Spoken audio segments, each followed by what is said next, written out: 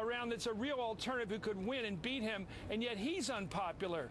What happens when the Republican voter who's reading the paper and watching television says, wait a minute, what happened here? We agree we don't like Mitt Romney, but Romney has cleverly destroyed the only person who could beat him. Are we now forced to vote for somebody we don't like, even if we want to change presidents? This is a real quandary for thoughtful Republicans now.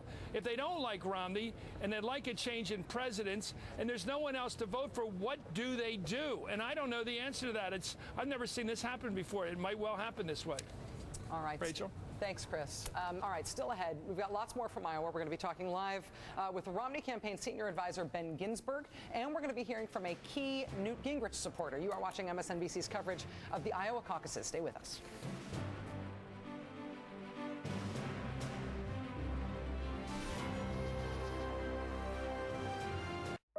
This is not a shot. This is a battle of action versus reaction that determines who freezes first. This is the all-new NBC Sports Network. It's where voters will make a choice in the nation's first ballot, the New Hampshire primary. Coverage begins next Tuesday at 6 p.m. Eastern on MSNBC. I love to eat. I love hanging out with my friends. I have a great fit with my dentures. I love kiwis. I've always had that issue with the seeds getting under my denture. Super Polygrip Free, it creates a seal of the dentures in my mouth. Even well-fitting dentures let in food particles. Super Polygrip is zinc-free. With just a few dabs, it's clinically proven to seal out more food particles, so you're more comfortable and confident while you eat. Super Polygrip Free made the kiwi an enjoyable experience. Try zinc-free Super Polygrip. Wouldn't it be cool if you took the top down on a crossover? If there were buttons for this? If your transmission never changed gears? Wouldn't it be cool if your car could handle the kids and the Nürburgring? Or what if you built a car in Tennessee that could change the world? Yeah, that would be cool. Nissan, innovation for today, innovation for tomorrow, innovation for all.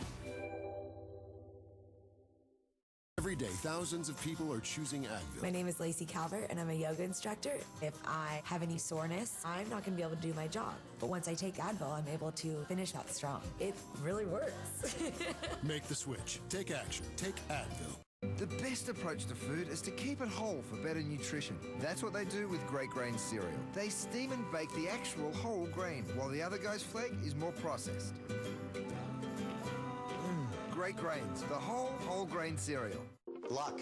I don't trade on luck. I trade on fundamentals. Analysis. Information. I trade on Trade Architect. This is web-based trading revisualized. Streaming real-time quotes. Earnings analysis. Probability analysis. That's what opportunity looks like. It's all visual. Intuitive. And it's available free. Wherever the web is. This is how trade strategies are built. Trade Architect. Only from TD Ameritrade. Welcome to better. Trade commission free for 60 days when you open an account. Welcome to the charter facility on the International Dateline. This is today, while over here is tomorrow, where scientists are working to bring you the latest technology like the Charter Bundle, the most powerful internet, TV and HD, and Charter phone. And with a Charter price guarantee, the price you pay yesterday, today, will be the price you pay tomorrow, where I am now. In yesterday's clothes.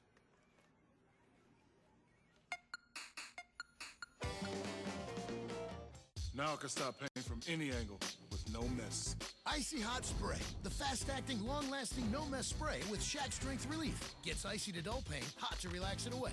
And keep it away. Icy Hot Spray. Don't mess around with pain. Uh-oh. When diarrhea hits, Kaopectate stops it fast. Powerful liquid relief speeds to the source fast to stop diarrhea and get your system back to normal. Fast? Stop the fast with Kaopectate.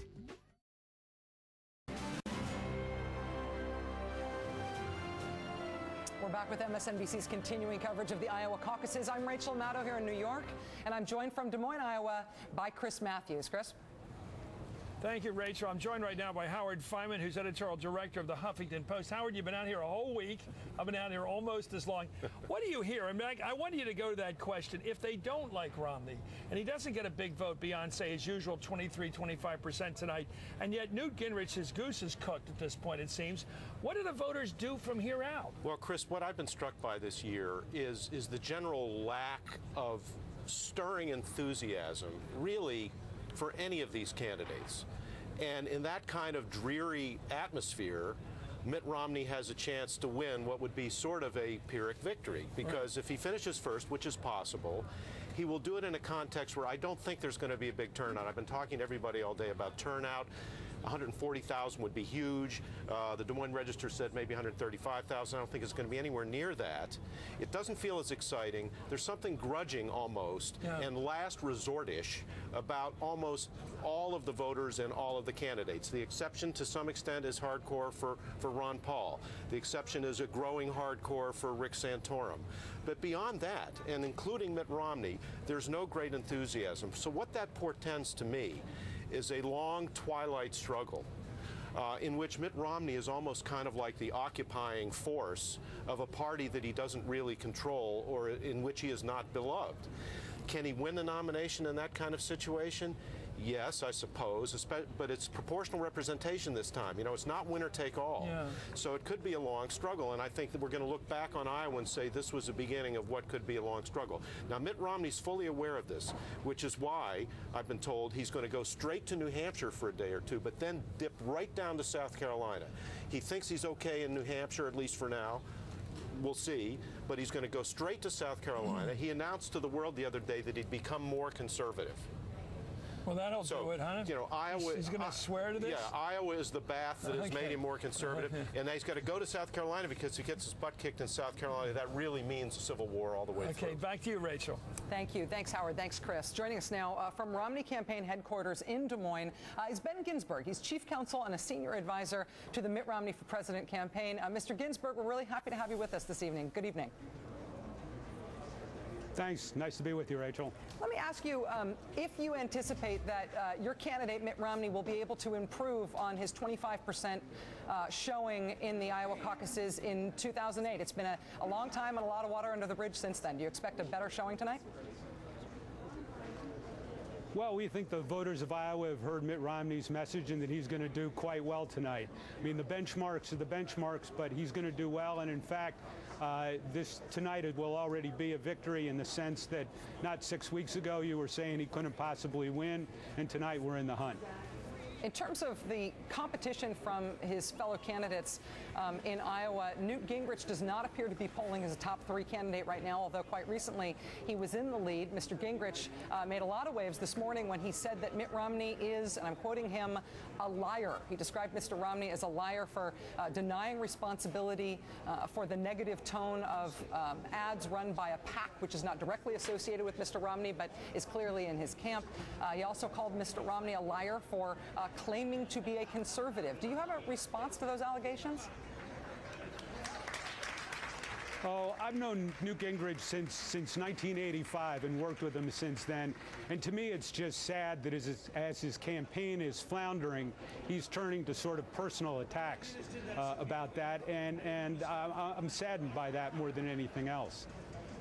Hey, Ben, it's Lawrence O'Donnell. You're one of the great Republican power broker lawyers in Washington, one of the big thinkers behind what eventually became the decision in Citizens United. It sounds like a setup, Lawrence. It is a setup. Just stay with me. You're one of the big thinkers behind the outcome of Citizens United at the Supreme Court.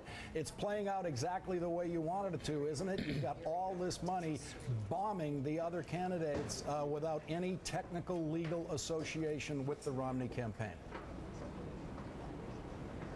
Well, it's the way I think we expected it to play out, which is not the same thing as wanting it to play out.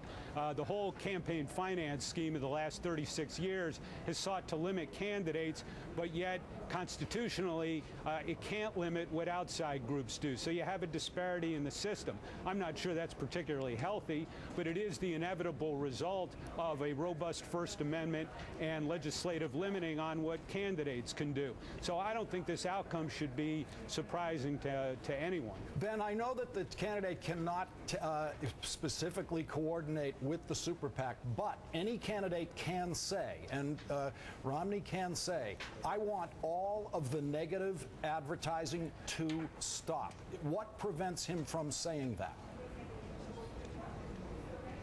Well, what prevents him from saying that is the plain wording of the law that says you can't forget coordinate. the law. I'm saying he can say, signals. I don't want negative Lawrence, advertising in this campaign without any reference to that super PAC, so he avoids the legal technicality. And Lawrence, if I'm sorry, but if he could say that, then he could also say, I want you to buy 800 gross rating points worth of time in the northwest corner of the state that targets 18 to 28-year-olds, and you would say that was illegal, and there is no substantive difference between the two. The law does not prevent the candidate from saying he doesn't want negative advertising. Lawrence, you and I have talked about this. I understand this is not the outcome or the result that you want. It nonetheless is what the law is. I'm going to jump in here to allow Chris Matthews, who is in a different part of Des Moines, to jump in with you, Mr. Ginsburg. Chris, go ahead. Ben, it seems like you and the candidate are speaking differently on this because Governor Romney just said that he could, of course, tell them to tone it down and stop being so negative. But then he said if Newt can't stand the kitchen, he ought to get out of the kitchen. He can't stand the heat, he ought to get out of the kitchen. In fact, he said, going further in this argument, that there's going to be a Hell's Kitchen coming from the Obama campaign. He admits that he can tell them to tone it down to stop the negative, but Newt Gingrich ought to be able to take the negative. Now, you're saying he, as his lawyer, he shouldn't be saying that. Did he say something wrong there? Did he break the law in saying that, or did he say you're mixing apples? No, you're mixing. No, Chris, I love you, but you're mixing apples and oranges there. One is the comment about what's involved with the law. The other is the comment that politically, whoever the Republican nominee is going to go through the Hell's Kitchen of Barack Obama and his negative ad barrage, which has already been directed on Mitt Romney this cycle through Barack Obama's super PAC. You were not quite so outraged about that, however. But Ben, back to the point we were talking about. Your candidate, the point's who not is a Mitt valid Romney, point, I believe, though, Chris. said, well, then he's wrong? You're saying he was wrong to say he could tell the super PAC to cool it? No. You're saying he was wrong to say that? I'm saying, no, my candidate is never wrong, but you're mixing apples and oranges in which you're trying to get me to say. One is the legal standard, one is the politics. Your candidate finally broke his leash and said something you don't think he should have said, which is that he could tell them to stop going negative, but he doesn't want to do it. I'm not accepting this characterization in the least, Chris. I'm just not accepting that characterization. Just an acknowledgement of, well, you'll be able to check the wire copy and see what he said. Back to you, Rachel. The candidate and his counselor are not on the same page. Thank you. We do have one more. I want to let Al Sharpton Mr. Ginsburg, let me ask you this, Al Sharpton here. Why don't you let Schmidt ask something? Well, this is Mr. Schmidt will get his chance, I'm sure. But let me ask you this. If you won't say that you know what your candidate said, you do know that Newt Gingrich has attacked the negative campaigning and negative ads over and over again.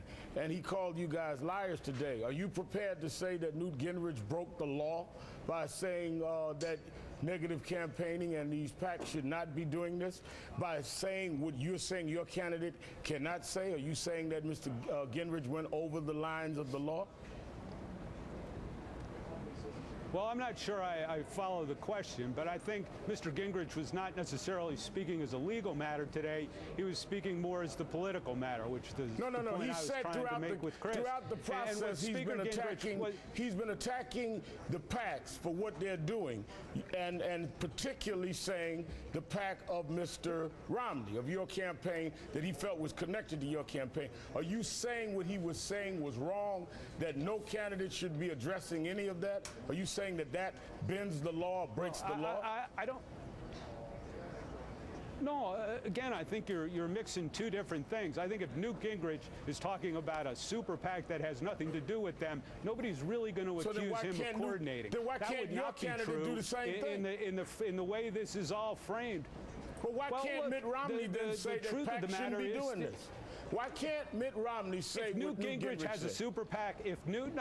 The same thing would be if Newt Gingrich runs a super PAC affiliated with Newt Gingrich, then Mitt Romney could comment on it. So, It's a Ben, did you different just thing than say what that you're trying super to PAC get me is to say. affiliated with Mitt Romney? Yes, he did. You're saying there is No. a super PAC Well, then I affiliated with misspoke. Mitt Romney?